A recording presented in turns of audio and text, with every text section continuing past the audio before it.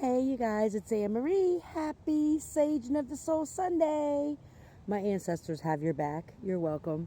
I went to the park and got lost. And so 1 mile turned into like 4 or 5. And I was exhausted. I've been up since 5:30. So, thanks to my cats. But I drove by my grandparents' house. My grandmother used to be really funny about her curtains being closed, and so it was weird because I heard her voice like, "You had to go past the house. The curtains are open." And wow, there's a dragonfly above me.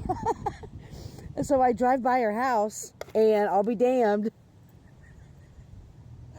There's a bay window, and it's like there's no curtains there, and I was cracking up. I can't do much about it, I don't live there. But anyway, I thought we'd pull some cards and get some messages of clarity for those who like it. I want to share, it's funny, I bought this deck, and I think I already have it, but it's packed up somewhere. But it's my Mary Magdalene deck. It's, get some messages from Mary. My grandmother would. She does love it. Alrighty.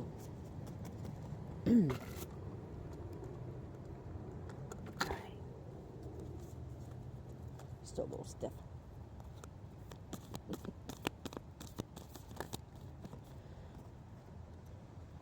Is it 2 cards? I thought it was 2 cards. Wow, number 32, Magdalena, which would be 5. Huh, look at her. And then we have 30, which is the sacred vow, divine commitment. Magdalena, clear vision. I don't know if I said that.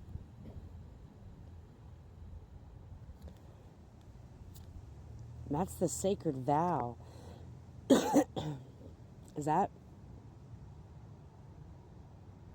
Spirit wants you, if you're somebody who has been looking for your divine counterpart or on that journey, I don't know if I buy in yet to the whole twin flame thing. Maybe if I met them, I would believe it. But I mean, I'm still, but just because that's my belief, I don't push my beliefs on anybody else. But if you've been someone who's been looking, it doesn't have to be your twin flame, but for a divine counterpart, Spirit is wanting you to get a clear vision of what that person looks like. Not meeting just, wind here. Thank you, wind. Not just physically. What does their, not just commitment level look like? What does their communication style look like?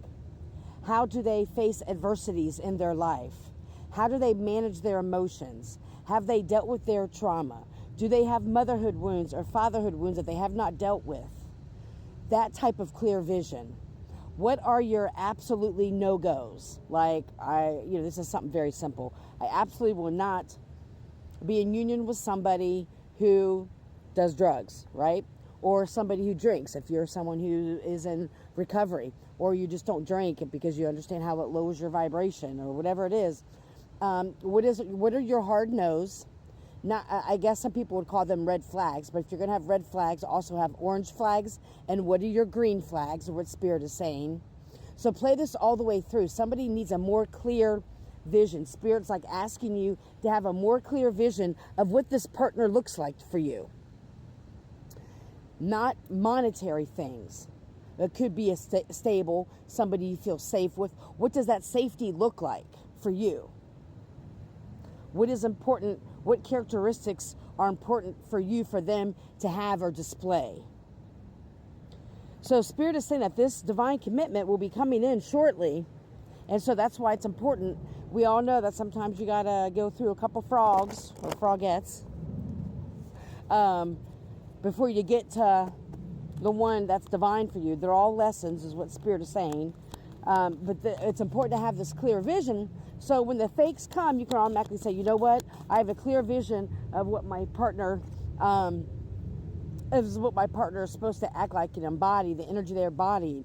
They need to be on the spiritual path. Like for me, I already know my divine counterpart has to walk the same or similar path that I'm walking spiritually, because I'm not going to go around and tell anybody why I'm saging or why I do what I do. You know what I'm saying? They don't have to have the same beliefs as me, but generally respect my values and my beliefs when it comes to spirit. So spirits want you to get a clear vision of that, so when the false ones come in, you can immediately not entertain it. And we pulled from the Soulful Woman card, which is beautiful. This is 45, which would be 9, time of follow. Creative manifestations occurs more easily when I have nurtured myself and honored my time of follow. So it's important for you to love yourself. It's important for you to nurture the time that you have with yourself.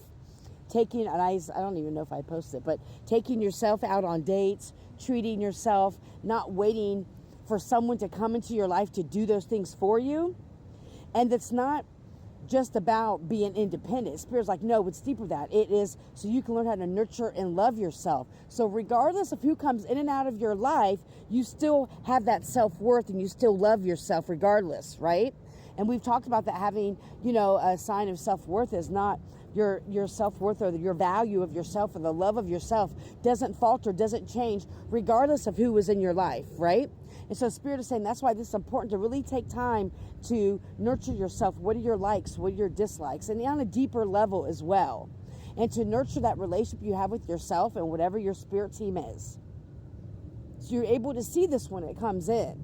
The person may not look like how you thought in your mind, but they have the characteristics and the qualities that is a divine union, that is a sacred vow for you. I hope you message reach who it needs to. Hope you're healthy and happy and full of joy, you guys. May you love and be loved. Heal. Don't harm. Have a great day.